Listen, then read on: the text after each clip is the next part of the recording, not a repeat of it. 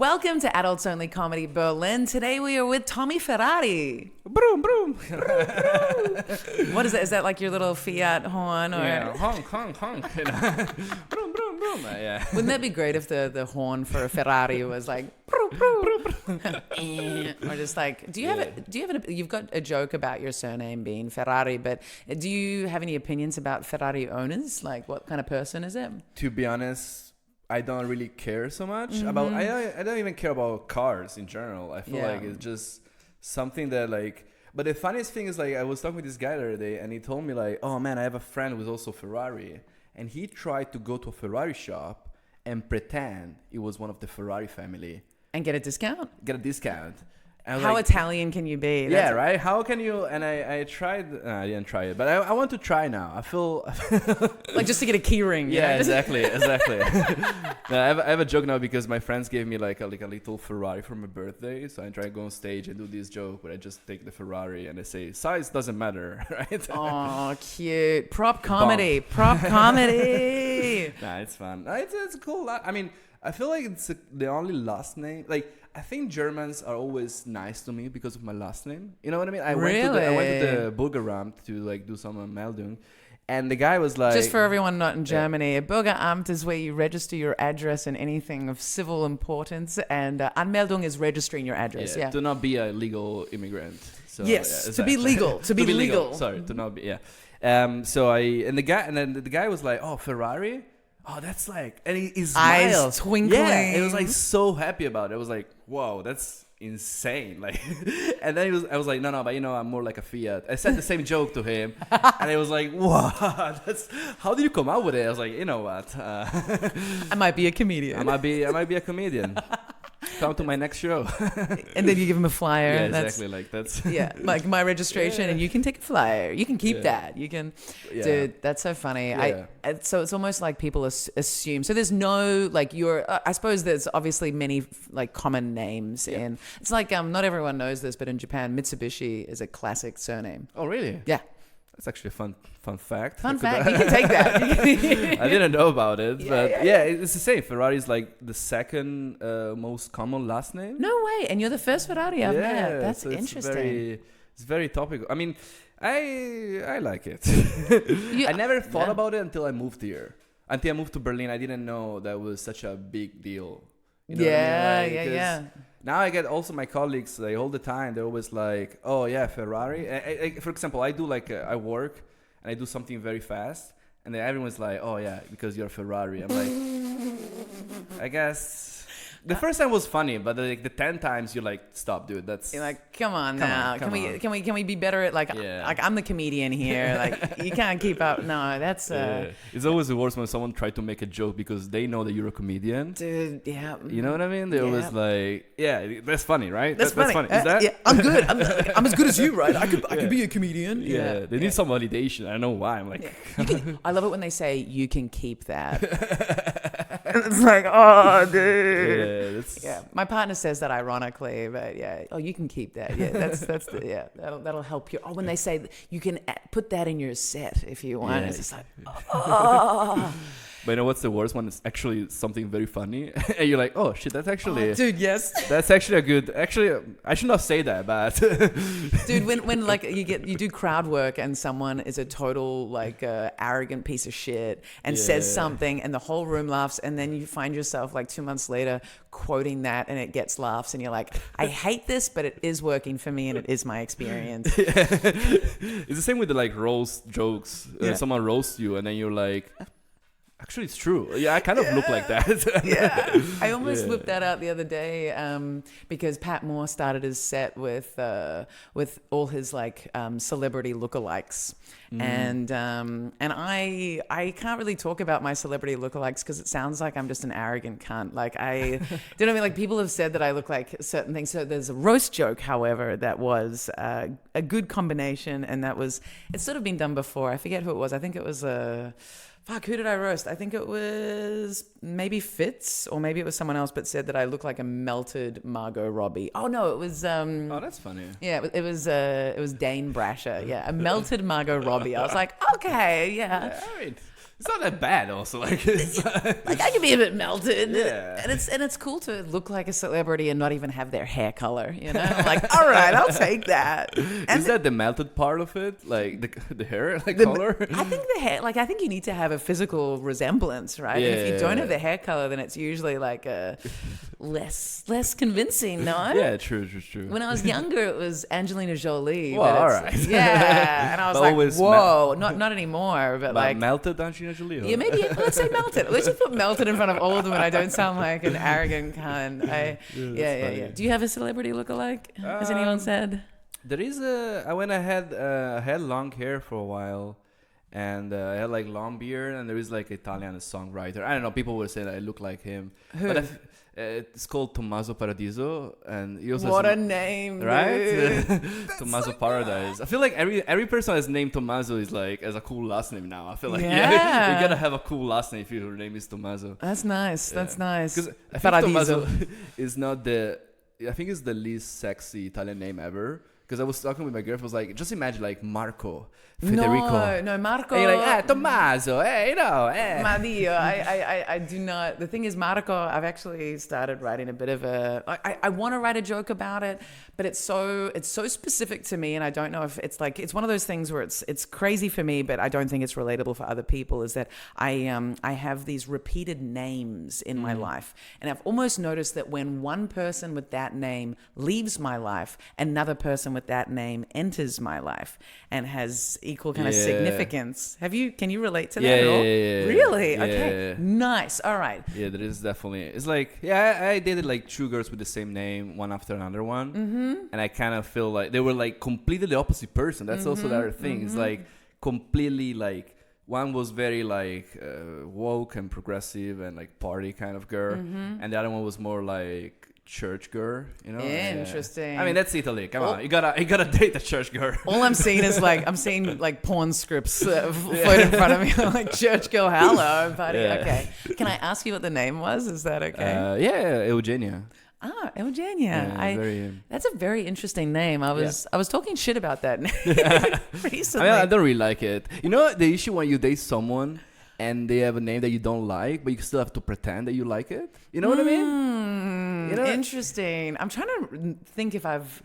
I dated someone. I've dated some names, and I'm like, oh no, but I usually convince myself that I like it. Yeah, that's how you do it. You pretend, basically. You're like, yeah, I love that. That's a beautiful name. Yeah, true. Yeah.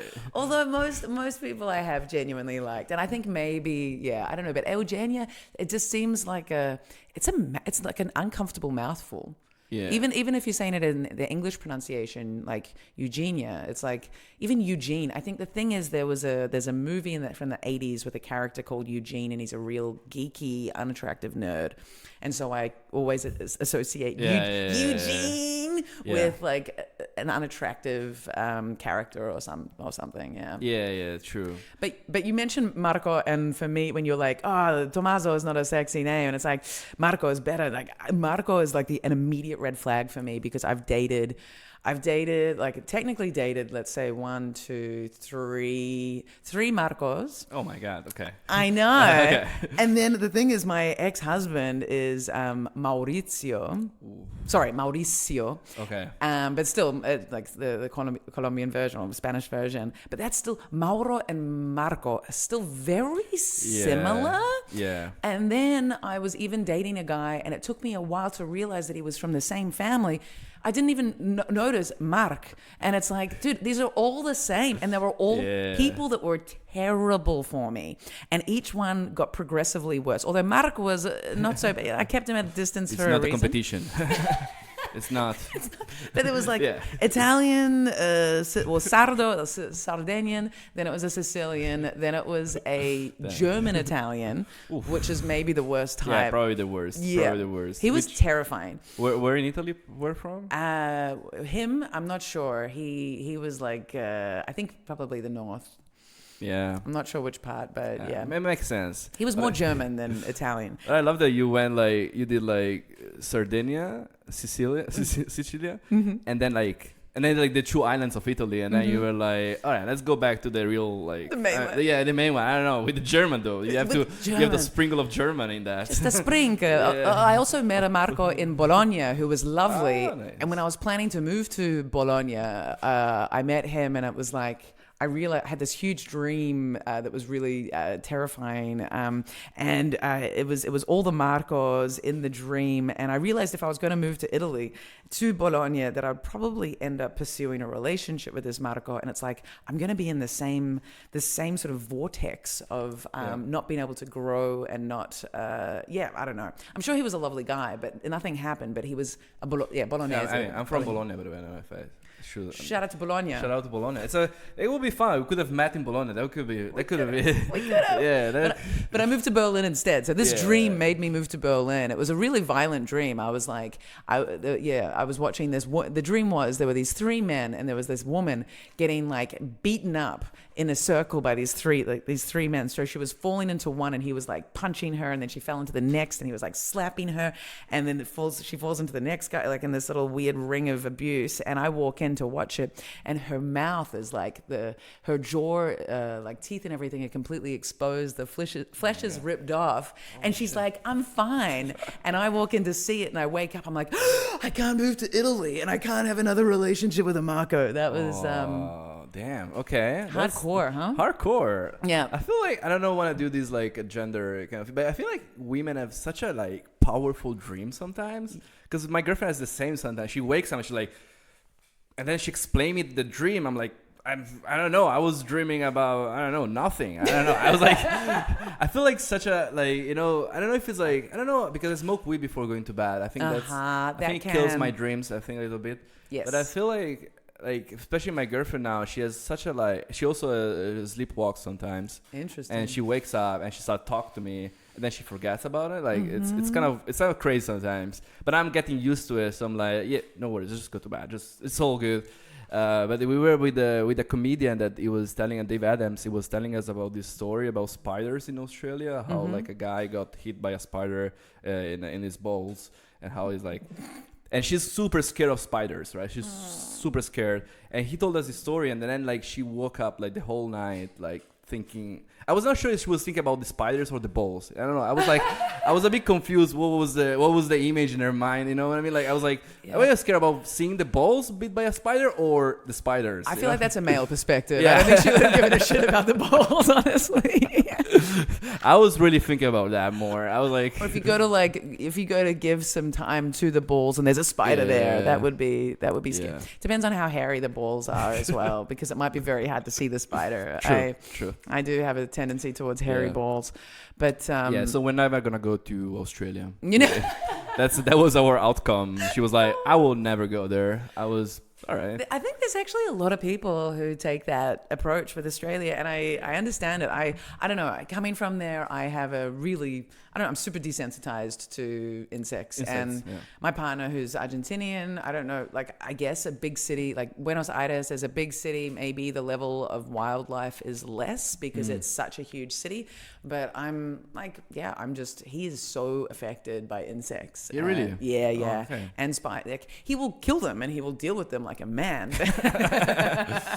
but he's bothered by them and he has to act on it. Whereas I can have a huge spider on my like ceiling and just be like, well, it's not in my bed. If it's in my bedroom, I'll be like, let's get it out. But if it's in a living space, it's like, whatever, man. It's just our in-house reminder that we are big and there's small things that are scary. Whatever. Yeah, I think it's fine. I was a Boy Scout for like 15 years. Wow, that's a long time. Yeah, it was too long. That too long? It was too long. That was. Yeah, no one touched me. I was like, I gotta keep doing it until someone touched me here. Where is the priest? So that's why you joined the church instead? That was for a long time. It was fun. I mean, you get to like, I was a big nerd when I was a kid, so my parents were like, you know what, you're gonna go like do something outside. Okay. That's how I started. Kind of. It was fun. I liked that. But also once I remember I was sleeping in a tent and I woke up like full of ants all over my body, like crawling. And I was kind of scared. I was like, all right, that's I was scared for a second, because then you can feel them all everywhere. Yeah, that's uncomfortable for sure. It's very uncomfortable, but just little guys, just little ants. Yeah, just little ants. Not like bull ants. No, we don't have those in Italy. No, we have the tiny cutie ants. Yeah, you guys don't know shit about fear. I grew up. I've told this to so many people, but I grew up a standard procedure. Okay, so I come from New Zealand, but then we moved to Australia, and New Zealand has no poisonous spiders or snakes. And then you move to New Zealand, you move from New Zealand to Australia, and it's like everything can kill you. And so my parents, my mum trained me to be terrified of spiders from a young age, because as a kid I would just go up and like pick their legs off the tree and like play around with them, and I had no fear. And so my mum really drilled that fear into me. But also one of the procedures that we'd have to do would be before we put on our shoes every morning, we'd have to shake them out because spiders like to be in shoes. Also, if you ever use a toilet, you have to like pull up the seat to check, because redbacks, which a bite can kill you, they like to sit under the toilet seat. Just these little things. Yeah. So like growing up, every night before bed, I would do a spider check. And so it would be like we'd check behind the bed, on this corner, each corner of the room, and then I could go to sleep. Okay, I think I'm down with Australia now. I feel like...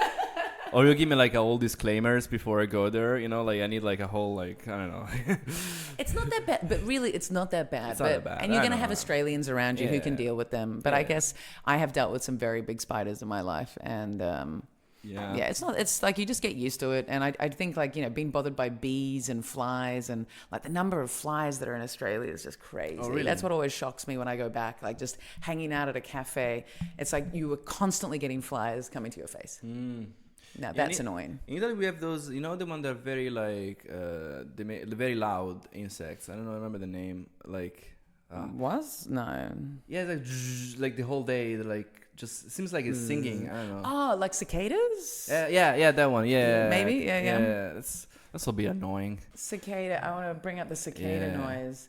Yeah, cicale. That's cicale. In Italy. See, it's so annoying. This is the sound. Oh, this is a picture. All right, that's not that annoying. It's scary, but we can't hear. Yeah, the whole day. Yeah. It's like the south of France too. I think in France they eat them. Is it true? I think that's a nasty rumor the Italians have started. That's what we do as Italians. We just go around. We just we just say something about French people. Like, yeah, they eat cicalas, and I don't know. They do crack also. they definitely do crack. Yeah. Although no, I'm not going to go there. Yes, don't go to Australia then if you don't like it. Let's. What were we going to say? I was going to just jump into the lube sheet. I was thinking about this because I want to say this story. I went to like a Korean barbecue the other day in Berlin. These Korean barbecue restaurants? There's a couple. I think it's a ripoff. I truly believe it's a ripoff because you pay a lot of money and then you cook your own food. You know what I mean? Yeah. Oh yeah. Like what's the difference between that and going, I don't know, shopping? What's like they give you the meat and then you see the chef coming out of the kitchen be like, whoa. What a day. I'm like, you just gave us the food. I cooked the food. Maybe you're paying for the dishes to be washed and for them to bring you your meat and for them to have chosen the best quality meat. I agree with you, but at the same time, I think one of the best things about like going to a restaurant is that you don't have to go shopping for the best sort of stuff and you don't have to clean up afterwards. But yes, you are doing the cooking. Yeah. I mean, also, it's like going to the doctor and then because you're bleeding and the doctor's like, oh, you're just going to give you the tools and just leave the room. And then he's like, all right, I guess I'm going to do it on my own. I don't know. I feel like... But you're a good cook, right? Yeah, I'm kind of, all right. It's all right. See, now that's the thing. Like, if you're a decent cook, like, I think that my partner shouldn't go to a Korean barbecue restaurant because he's got very little experience cooking. So he would be lost. Yeah. Also, like, if you get food poison... It's your fault. Who do you blame? It's your fault. Like, you can't go back to the kitchen and be like, the meat was not cooked well because you overcook it or you fucked it up somehow. I don't know. That brings up an interesting question. When you get food poisoning from a restaurant, is there actually anything you can do about it? Can you actually hold, like, I feel like in Germany, there's like, I remember being in high school and learning about Germany. If there's a train that's more than an hour late, you can get a certificate from the organization and that will excuse you. And I was like, wow, Germany's the best. I'm wondering, like, surely in Germany, if you get food poisoning from a restaurant, you should be able to contact that restaurant and they give you like a refund or a discount refund on your bill or something. I think they do that, but I'm such a lazy stoner that I would never do that. You know what I mean? Like, I think my dad is completely the opposite. Like, I feel like when we took like takeaway when I was a kid and they missed like, I don't know, like a Coca-Cola, he would call like the restaurant and be like I'm gonna sue you if you don't bring me the Coca-Cola. And the restaurant, like, it's so funny because we had so many times that we went to a restaurant after like these episodes, and the owner of the restaurant came out. He was like, "Oh, Mr. Ferrari? Oh yeah, sorry, take the table." And everyone treats my dad so good because he actually complained about it. Yeah, but I think that's more Italian. My mum's the same. My mum's like that. Like, as in, she will be very particular about things, complain about things, and then so when she goes to a restaurant, they give her very particular treatment because they, I think, don't want to deal with her being unsatisfied. Yeah. So it can work, but it's a very high maintenance approach to, like, usually it's just like, oh, that restaurant made me sick, I don't go back there. That's how I show exactly. My bad review is that you don't get my patronage anymore. Yeah, you write on Google or you write on TripAdvisor and that's it. Even then, that is too much. But even I think that's too mean because saying that you get food poisoning, it's like that can really hurt a business. Like maybe just one employee was a little bit sick and they made the thing like hurting the whole business because you got sick once. I'm like, no. But I will write Google reviews of places when I'm like, yo, this was super overpriced, the quality was very average, the service was horrible, and I don't think I think they need to improve their business structure. Then it's something that they can improve on, you know? But like being like food poisoning, it's like, if you read that on Google reviews, you're going to be like, oh, I'm never going there. Yeah. That's nasty, right? That's nasty, But if there's space for improvement, then... I wrote a bad review for a Speti, for a night shop here in Berlin. Really? Yeah. Based on what? Because they treated my girlfriend very bad. Okay. The guy would like scream at her and... well, then thank you for doing that. Yeah, and I'm getting likes actually on Google. Like many people are like liking my review. I'm like, maybe it's a good thing. Maybe.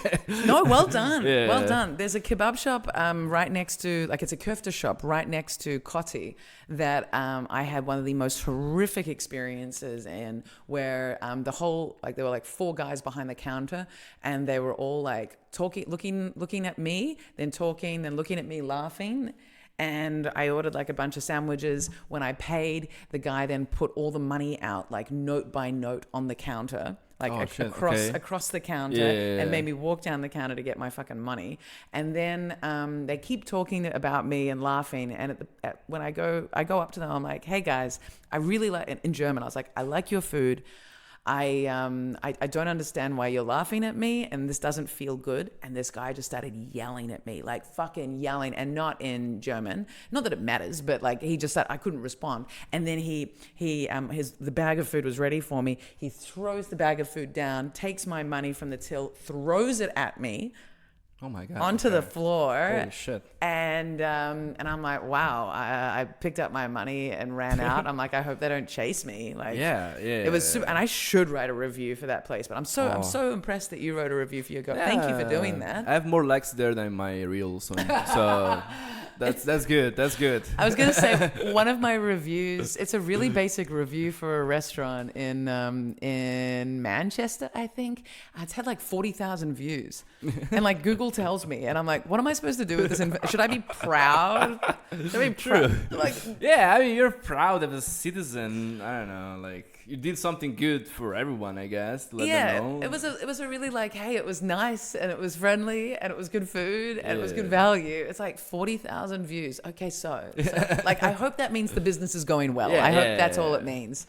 But Google reviews are hilarious, dude. Yeah. There is even for like, I don't know, like for everything now. There is a Google review for everything. Like even like Auschwitz. The Auschwitz ones. Dude, they shouldn't. I'm not They sure. shouldn't allow I feel to like do that. certain places shouldn't have what that is option. Also, it's just like a bunch of like people that think they're funny, and they write this like, yeah, you know. But it's like, come on, Auschwitz is not a space to look for like. It's not. I wouldn't use that as an opportunity to, advance your comedic, Because the thing is like occupancy. the thing I think about this is like, if you have 5 stars, it's bad. If you have 0 stars, it's bad too. You know, for Auschwitz, it's like, like you have 5 stars to Auschwitz. I'm not gonna give 5 stars. Yeah, I really liked Auschwitz. Yeah, right. And if you give 0 star, you also look like, I don't know, like it's anti-Semitic. Totally. Yeah, it's super tricky, but at the same time, it's like I feel like some places should not have Google reviews. Yeah. It should not. It should not. Yeah, No. I think so. Like you can maybe comment on the opening times, maybe if something has gone. I don't know. Maybe there should be some comment space, but not reviews. But I think, you know what should have reviews? Dating apps. Dating apps should have reviews. Or you mean the people on there should have reviews? Yeah, people on them. Yeah. People on them. Yeah. Way back, This is for especially for women, I will say, because I think men don't have this issue. But I feel like all my like female friends, they always had like these weird dates. I'm like, is that crazy? Like males also. I've heard stories from dudes as well having bloody weird dates. I had a few weird dates, but I always just run away. Not run away like literally, but bye, and then just run away. But like I just was like, yeah, you know what? After an hour, I was like, this is not gonna happen. Yeah. But I had one weird date that I went out with this girl on a dating app. It was like years ago, and we matched like around 7 p.m. And I was like, oh, you just wanna go out tonight, like in 2 hours? And she was like, yeah, sure. So then we went out like at 10 something, and then we met in a bar. We started drinking, and then we were talking, and then I was like, oh, you want to come to my place? And she was like, yeah, sure. Then we went back to my place, and during the conversation we had, she was like, yeah, I'm moving to a new flat, and I'm like in between, these new flats. So then we slept together, and then next day she woke up, and she was like, oh, I have to go home because, my new mattress is coming. Mm-hmm. And then I was like, oh, are we gonna like see each other again? And she was like, yeah, sure. She never texted me again. And I think she just came to sleep at my place because she didn't have a mattress.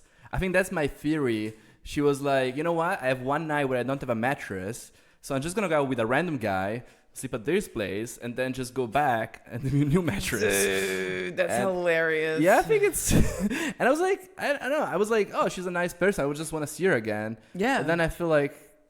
It'd be even. Oh wow!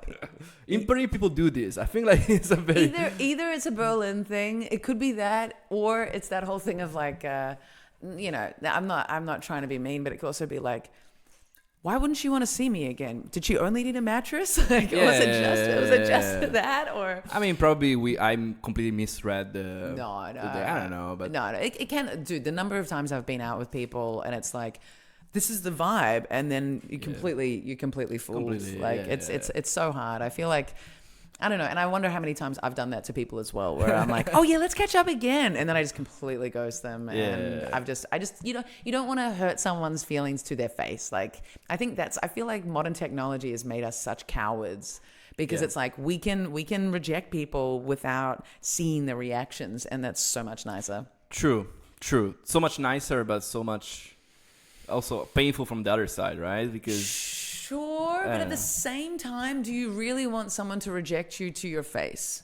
No. So that they see also your pain and the reaction. I don't know. Like there's a cowardice on both sides. Like it's quite nice to not have to be rejected in your face, like to be like, and physically like keep your shit together and be like, oh no, that's cool. Like, yeah, no, I was, we could. I hate it when people are like, can we just be friends?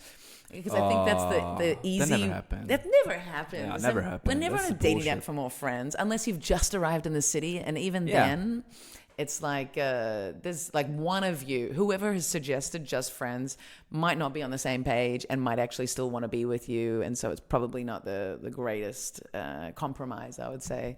But yeah, I got to the point with dating apps where it was dating app meets where it was like it would be like I have 1 hour.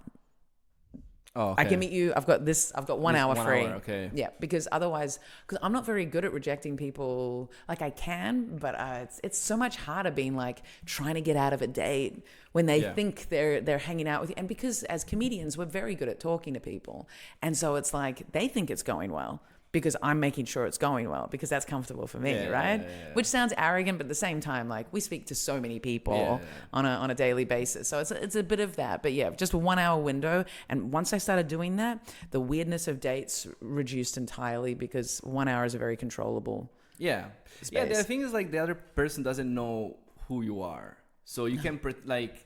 If I'm the funniest guy for 1 hour, this person's gonna be like, oh, this is the funny guy. But if I'm like serious but like deep, this person's gonna feel like, oh, this guy is serious and deep, but actually I'm just like, maybe I'm bored, you know? Like, you know what I mean? I can easily pretend.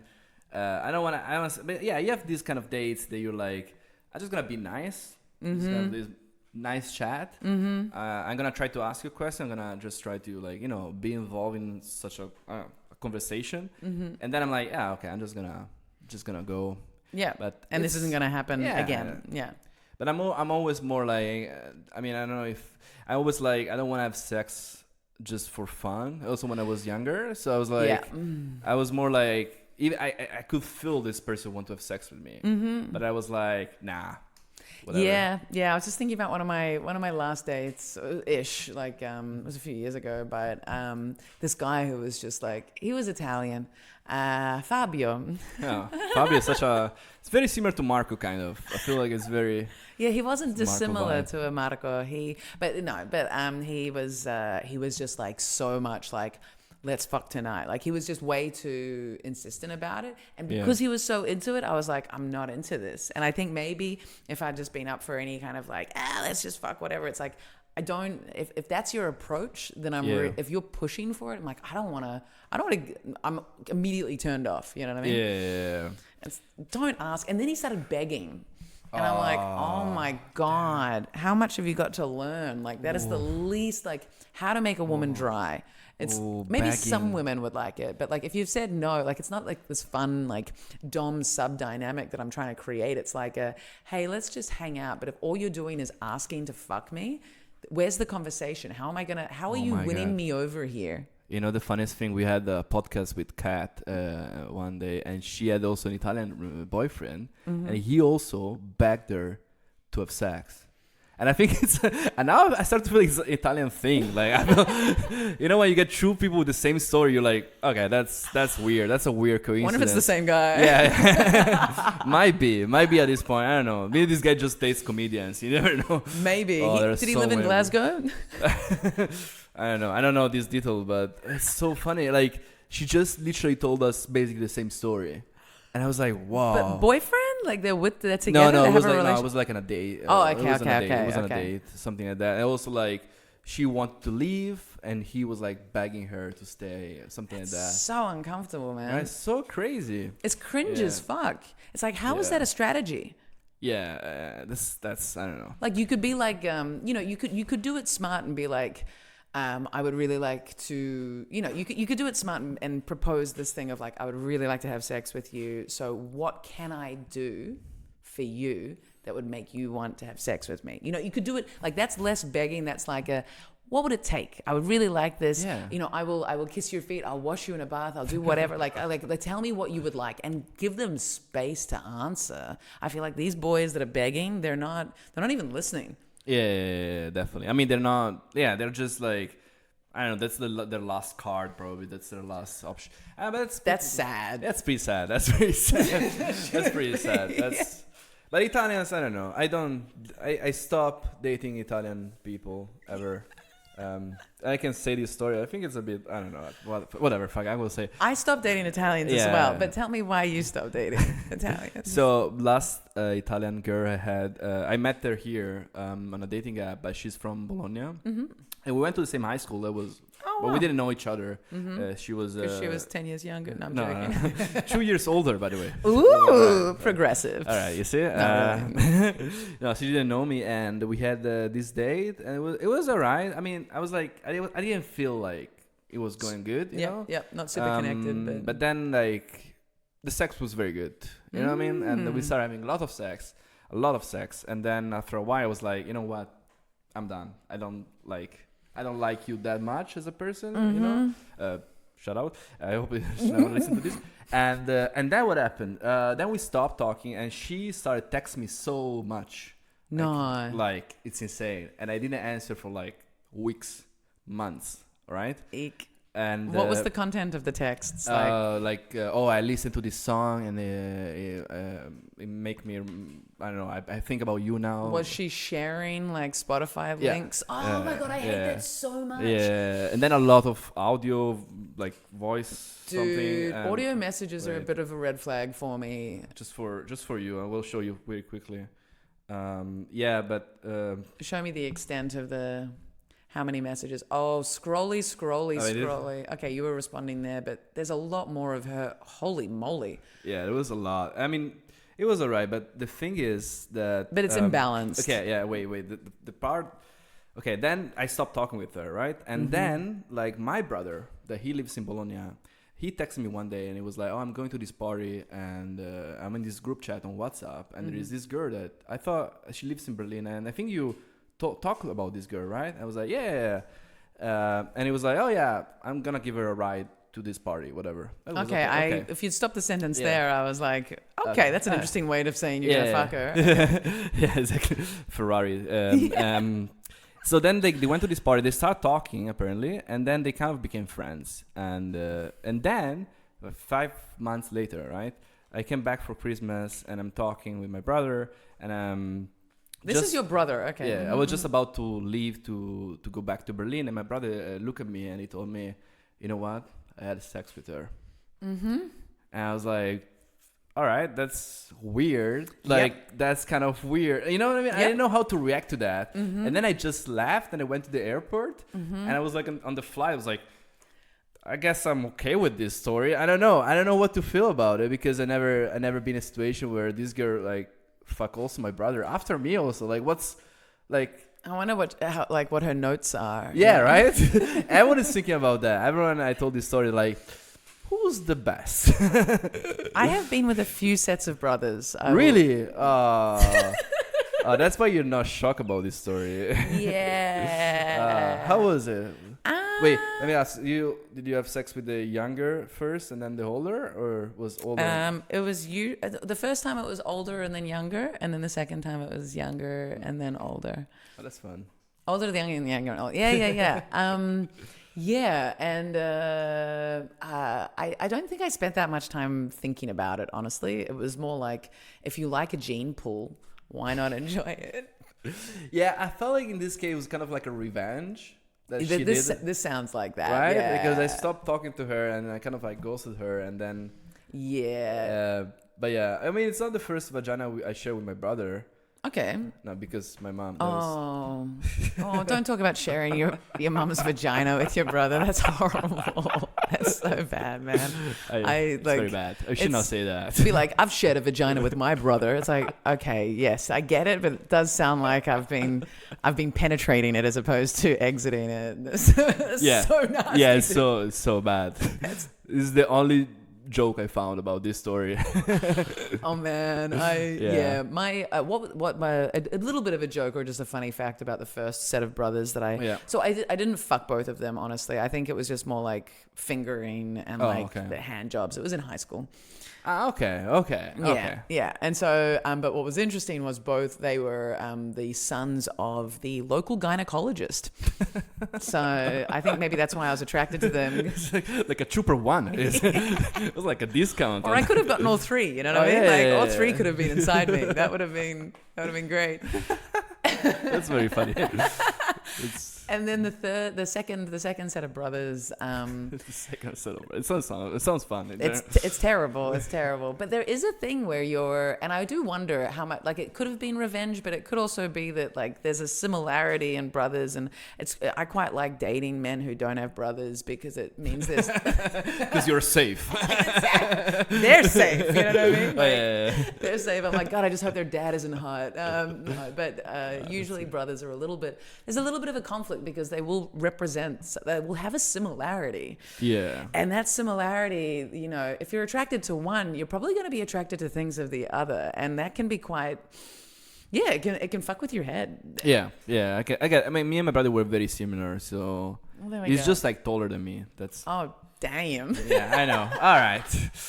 The thing is, like, he's also older, so I always thought, like, you know, when I was a kid, I was like, oh, one day I'm gonna reach his height, you know. I was like, never happened. Never.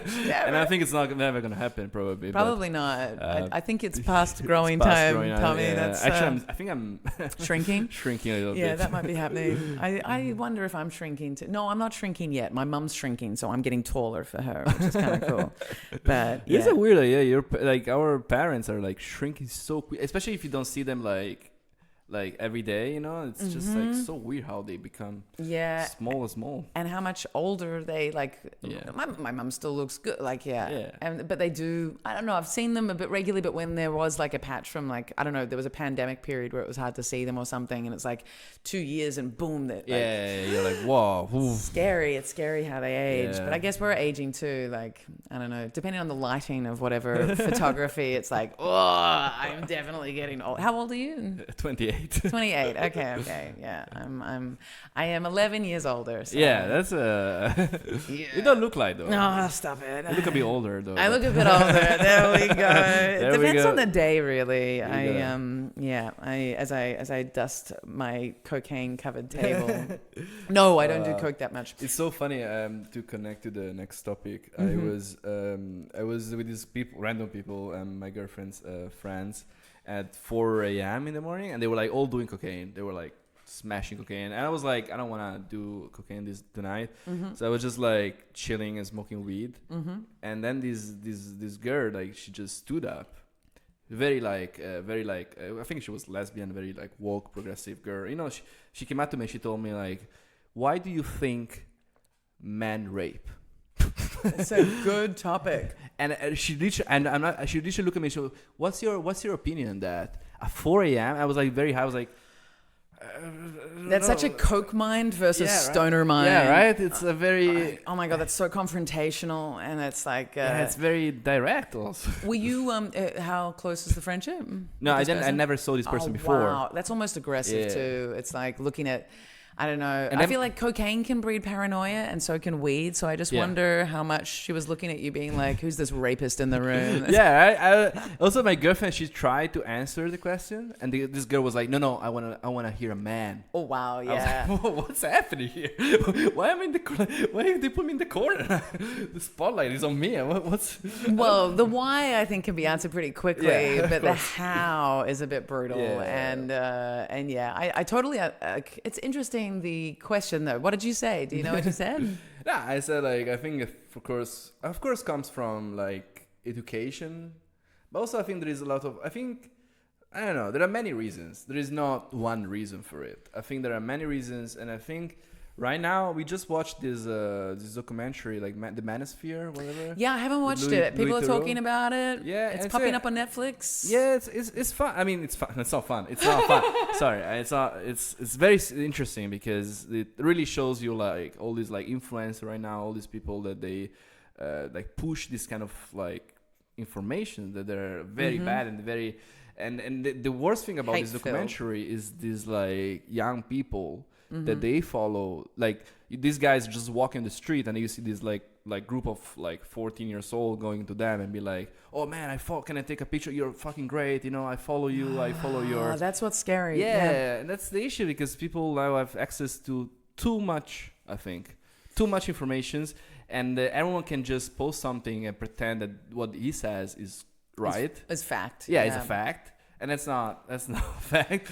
I don't know. I agree to it. Like, okay, there's pretty easy arguments about social media being problematic with how an algorithm can adapt to someone's you can like an opinion, and then all of a sudden that's all you're seeing, and it's just it's validating whatever perspective you've decided to take.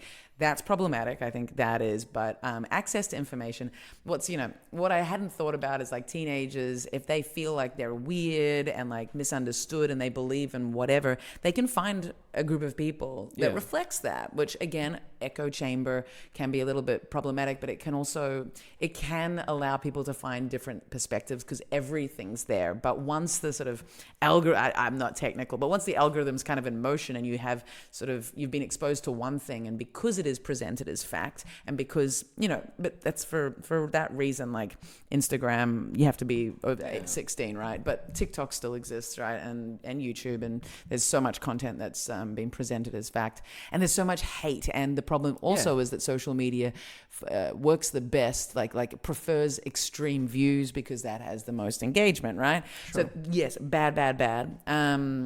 But yeah, so the with the whole young kids following this shit is terrifying for sure. Yeah, sure. I mean, also it's very divisive. Like divisive is a word. Yeah, divisive, because I feel like now we live in this world is like it's all black and white. Everything is all like war situation. You have to have like a black white opinion. Religion, you have to have a black white. It's everything. And gender equality, politics, you have to have a black white. Mm-hmm. Like, why are they trying to make us like go against each other so much? I think. Totally. I mean, definitely they want to like these guys that like deceive us and like trying to make us like be against each other more than like, being against like maybe the government or what they're doing. For sure. Yeah, so I think this all like I don't know. I mean, my girlfriend, she's very into these kind of topics, of course, because I mean, and she always gives me this like information about. Also, we talked before about this Telegram group chat where people were like posting. Yeah, this like rape academy. We're talking about the rape academy. Yeah. These people like start posting about how to rape a woman, how like in Germany, and I think it's very organized group chat. Apparently, I mean, and I was not in it. You were not in it. You're not. You weren't scrolling, being like, I'm so glad they've organized this so well. Trying to wait. No. I feel like it's just. I mean, it's disgusting, and also like I feel like we like Telegram. I don't know. They're allowing people to have this kind of space, and I think that's the first issue. Like, you should not. Internet should be way more controlled. I think so, especially with hate. There's the issue. Yeah, the issue is with censorship, right? Like how censorship is actually executed. But yeah, like going to the core topic of. I think, male, how men look at women and their place, and not all men, of course, but there is this underlying, like, very strong, like, femicide rates are still terrifyingly high. It's very high. And like, for example, not everyone knows about Australia, but Australia has this, like, it's a very well-developed economy, free education, and yet when I was there last, there was a period of like a couple of months where a woman was being murdered daily. Like that was the rate of femicide at the time, and this is in not some conflict-heavy space. This is like a very first, very very developed space and rich on a lot of levels. And so, I was thinking about this. This kind of connects to, this is like a little observation. I've seen Mickey Overman, she has a great bit about it, but just this thing of like men, if you're in a relationship, I don't know how you are, and I think making generalizations obviously can be dangerous, but like often dudes don't know where their shit is. Yeah. Like, where are my glasses? Where that pair of shoes? Where did I put my keys? And I feel like, I don't know if it's always true, but I feel like most of the people that I've spent time living with, like, I know exactly where everything is. And and so a dude from my experience will often be like, where is before even giving a proper look. And then on top of that, just not registering. And I feel like this like internal, documenting, sort of noting where everything is, as well as, this noting of where everything is this kind of hypervigilance that women have to have in order to not necessarily be useful to people, but more for safety. Like we have to know where shit is because we are at risk, for whatever reason, And it's just this ingrained thing. And I think men kind of, have this relaxed existence. They don't expect to look for things because they're just given things. And on top of that, like, you guys are pretty safe. Like, yes, of course, men against men violence is number one, and so is that murder. But at the same time, you know, typically speaking, walking down the street, you're not like, I could get raped and murdered today. You know what I mean? Yeah, true. Yeah, I mean, my girlfriend always makes fun of me because I say I was like, where's my? And oh my God, see? He always makes fun of me because how I say this. Super Italian. Every time. Where's my? But it's true. I feel like, especially I moved to Wedding, that is like one of, people say this is a very like dangerous neighborhood in Berlin, but I don't think it is so much. There are parts the most murders there. Yeah, That's it. Where I am now in Neukölln is like constantly like super mafia activity happening downstairs from my apartment. Yeah. Yeah, but people go to sleep in Wedding, so that's go to sleep. No, all these criminals. Like they leave Wedding feet first. Exactly. That's the expression. No, but I think I mean, especially when I moved with my girlfriend, like I realized how she's very scared of, like, in general, because she comes from the countryside, so she never had to like she walked like in her town. She just can walk in the night and no one is gonna do anything. She knows everyone. Yeah, you know what I mean. They all know who the town murderer is anyway. Yeah, exactly. Yeah, he's already in jail. You know what I mean? Like, they visit him. Yeah, you know. And so it's like, it's different, of course, when you move to a big city as Berlin, because of course you have to like think that there is, everything can be dangerous, and as a man, of course, I never had these when I was a kid, when I was like 14, 13, you know, like you have to like, you're going out with your friends, and of course if you have some female friends, you have to give it, like, walk with them to their place, and then you just walk back. But I come also from a very dangerous neighborhood in Bologna, and it was always so scary to do the walk back to my place, you know. And there's I think there's so real about it. It's like, yeah, you bring your friends home, and then you're like, bye bye, and then you start running. I literally did that when I was like 14. I was like so scared. But now I don't do that anymore. But you know, it's you don't walk friends back home anymore. Yeah, no, fuck that. No, fuck that. Uber, just Uber, mate. Get a bike. Sometimes I feel like if there was Uber when I was like younger, that could have been like. But also Uber is kind of dangerous for women. I heard like Uber can be dangerous for women. I women. have like some friends that they got asked too many questions. Yes, I get that a lot. Yeah. I've 100% had a guy like try and like set me up with himself, with his father or his brother. And that's just in Berlin. And then I also have like Uber drivers like try and give me financial advice, which is hilarious. It's like, dude, I'm not driving the Uber. But also like I tend to, what I do now is I will be like, hi, and then I will put in earphones and be on my phone, just so that I reduce that. Sometimes they're very lovely, but in Australia, before Ubers were really a thing, taxis were still quite dangerous. And like I had a guy like try to come inside with me once, try to put his hand on my leg. Admittedly, I was sitting in the front seat, which I had to stop doing because that's stupid for a girl. But even that, like, dudes don't, like, you might sit in the front seat, maybe. Yeah. I mean, I do that. If I'm alone, I just sit in the back. But if I'm with other people, I will sit in front. I don't really care. If I'm with a group, sure. But like, I would sit in the front seat as an early 20s by myself. Why not?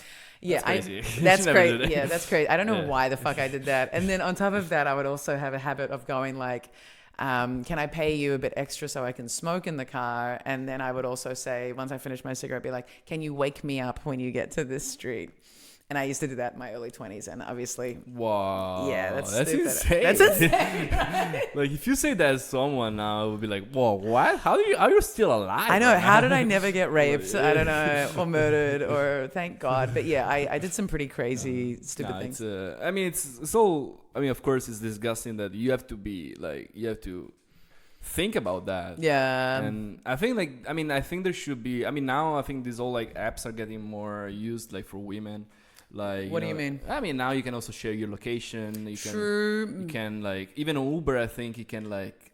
You can share your ride with a friend. Absolutely. Right? And I think that's good. Like, it's good, it's great, but isn't it super fucked up that we need those measures? True. And that those measures are 100% for discriminated like minorities, or not even minorities, half the population. Like those features exist because women need them, or discriminated minorities need them. Yeah, know? I mean, in a utopic world will be nice that you don't have those, but I think right now, but obviously we need them, and it's good that we have them. We have those, but it's a difficult topic because you never know. Like, I grew up in a bubble of people, you know. Mm-hmm. Like, I mean, it's always like no one ever like had this kind of experience. I mean, maybe girls they have those, but they don't tell you so much. That's the issue that I got to shame. Yeah, I got to find out later in life. Mm-hmm.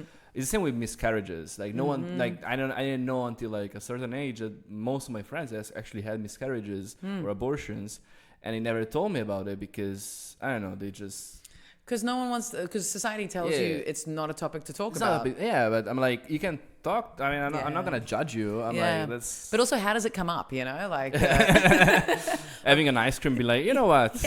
Eating like red spaghetti and being like, by the way, I had a miscarriage. You know, it's like, whoa, it's not an easy thing. Tomato sauce. Yeah, like there's tomato sauce everywhere, but it's not an easy topic. That's what happened, basically. Exactly, exactly. Just came out. You know, just fell out. Yeah, but I had a friend who had abortion, and she was alone because she was like a one-night stand, and I helped her out.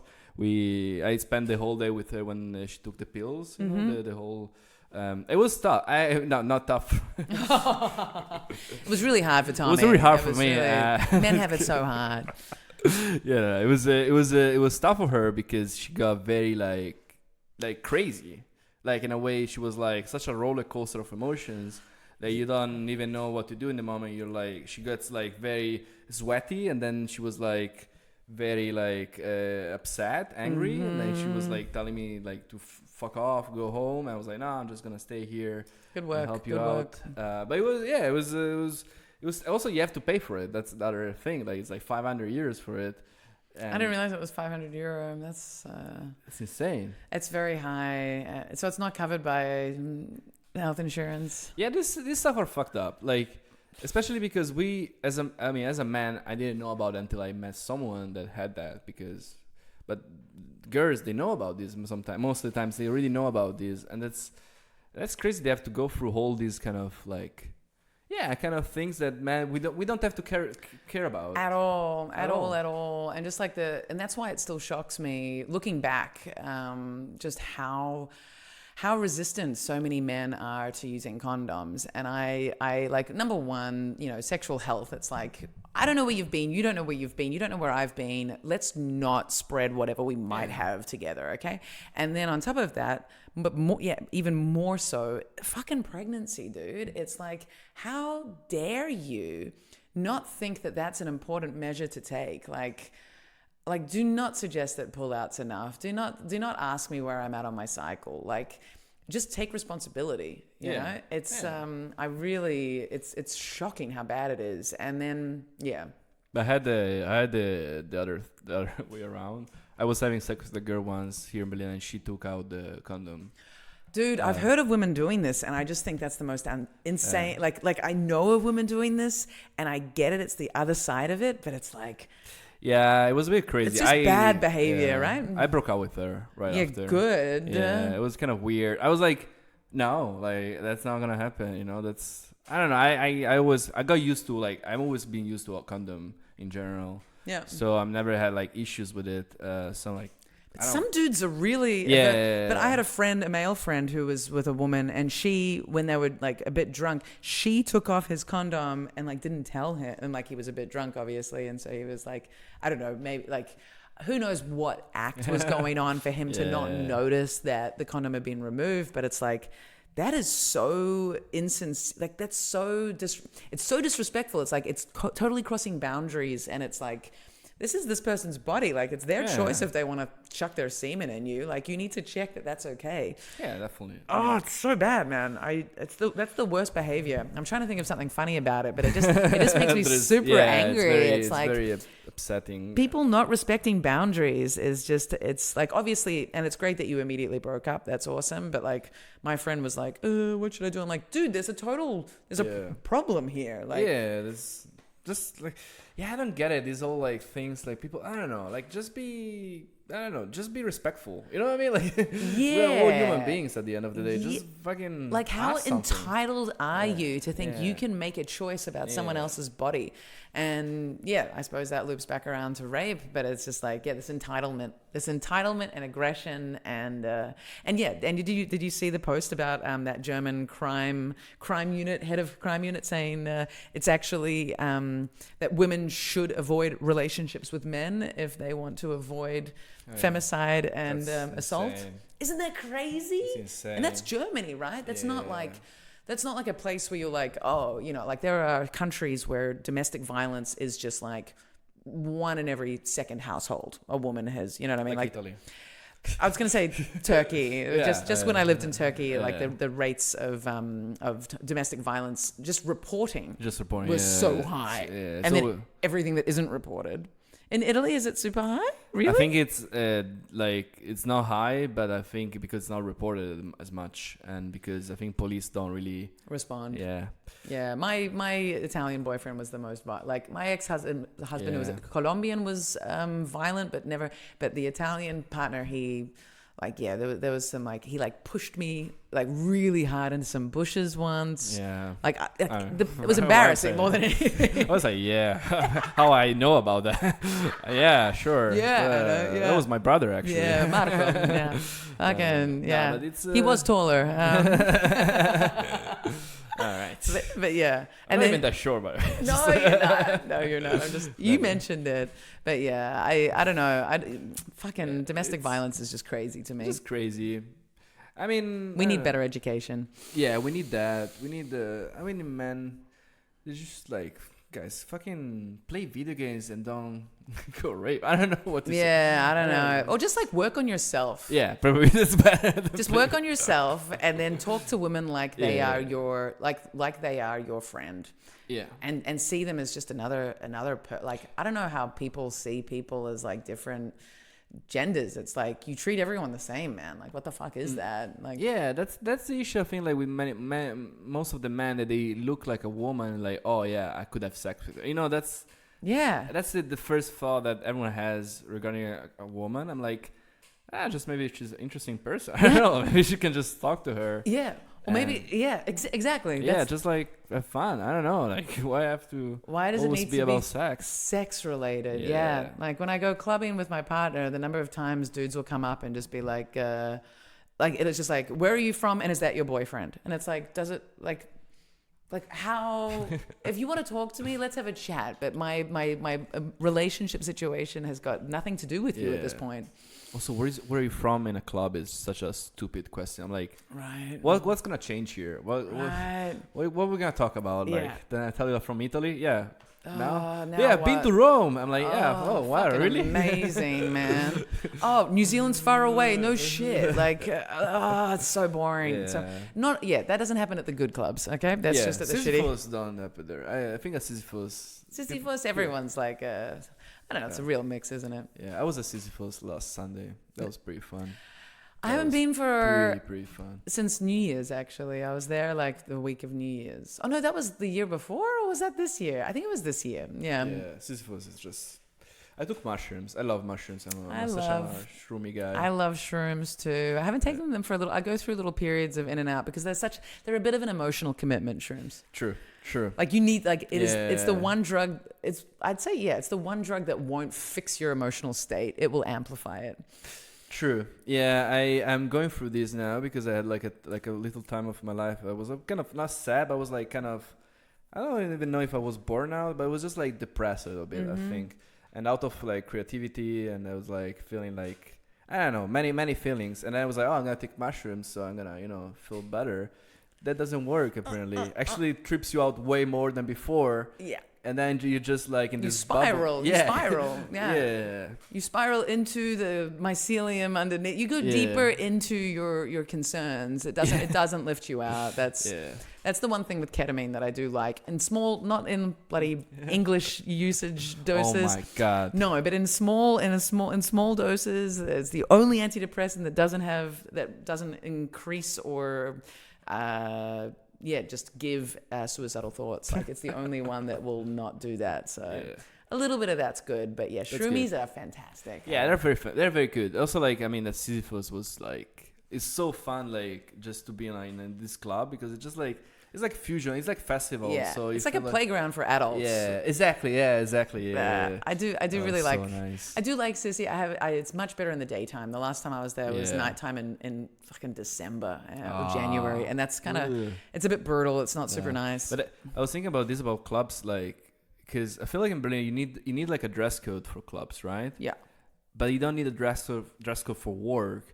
So that like it's so like I think it's such the opposite, like from my parents' generation is like the opposite, right? Because my parents were like, yeah, I'm gonna go to the office. I have to, like, I don't know, have a suit, whatever. Dress up, man. Right? Like even if you're a woman, like not even if you're a woman, but women would going to work. It's like sure. Like you're wearing high heels and stockings and a skirt and a jacket and a shirt, like serious stuff. But here, like, it's the opposite. Like, you can go to work in pajama and no one's gonna tell you anything. No one gives a shit. Yeah, right. But then you have to like have a dress code for clubbing, and I still believe that's such a bullshit thing. I like the thing that they select people in a club, because I think that makes sense.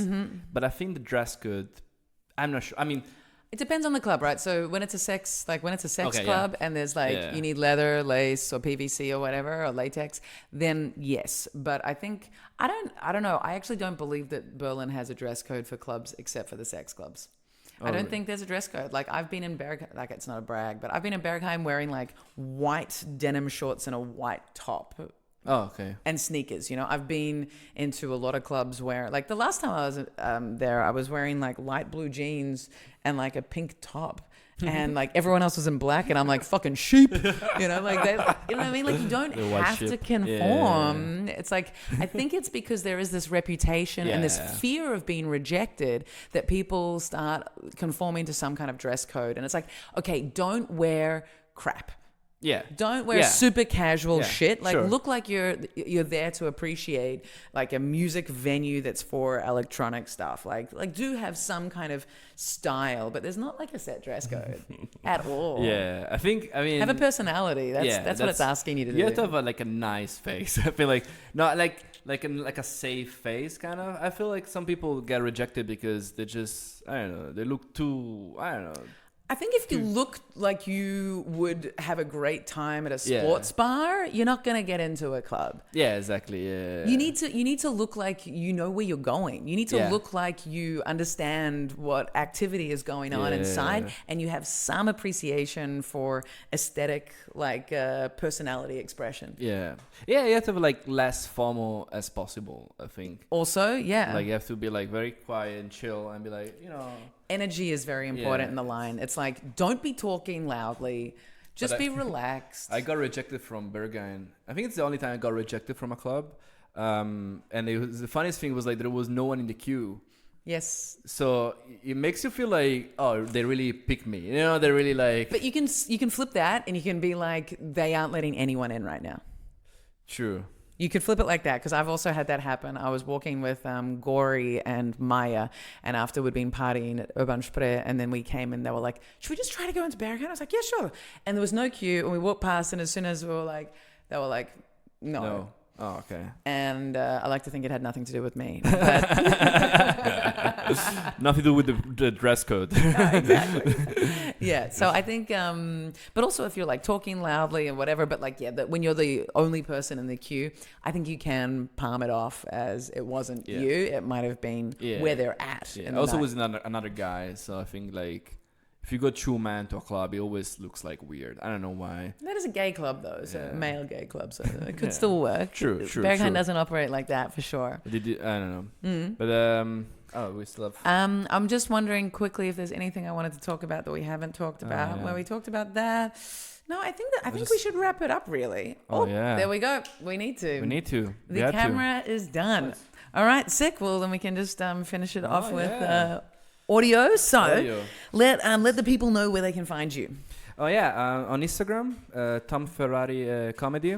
Not Tom Fiat. Maybe I should change my name. Tom Fiat. But maybe that ruins the joke. Yeah, all right. And I'm gonna do my split bill with my friend Aladdin in June. 27th of June at Lowe's Bar in Berlin. And then I think that's it, kind of. Where's Lowe's Bar? Is in the Obergstrasse. Is Obergstrasse, not that far from Oblomov. Okay, nice. It's a nice venue. We've been doing the show there for a while now. Sweet. Every month. It's like a Arabic coffee shop, and the show is called Espresso Arabica. Nice. And it's very cool. I think it's the catch. Like, I think people come from the name. The name's great, dude. Yeah, it's right. A really I think good it just name. sounds cool. Mm-hmm. I was like, we should change to hummus pasta, but I think. You're making me hungry, dude. That's I think. Espresso Arabica is better, but. Aladdin is Syrian. Yeah. So hummus. Yeah. Hummus pasta. Nah, man. Hummus spaghetti. Hummus spaghetti. That sounds so fun. That's funnier. Maybe. Yeah. That's what I do next months. So check out Tom Ferrari Thank you so much. comedy, and yes, as always, AF Barros at on the Instagram, and I guess I can plug my exciting solo on the 12th of June at Grüne Salon at Volksbühne. I'm pretty excited about that. Oh, that's a big venue. Well, it's the side venue within the big venue. Yeah, but it's still a good venue, right? It's an amazing venue. So doing a split bill with we're both doing our hour shows. So I'm doing The Devil and Miss Barros, and then Moritz Sauer will be doing their new solo called Pregnancy Kink, and the double bill together is called Come or Die. So at Grüne Salon, June 12th. So guys, this has been Adults Only Comedy Berlin. Thank you so much, and goodbye. Bye-bye. Bye-bye.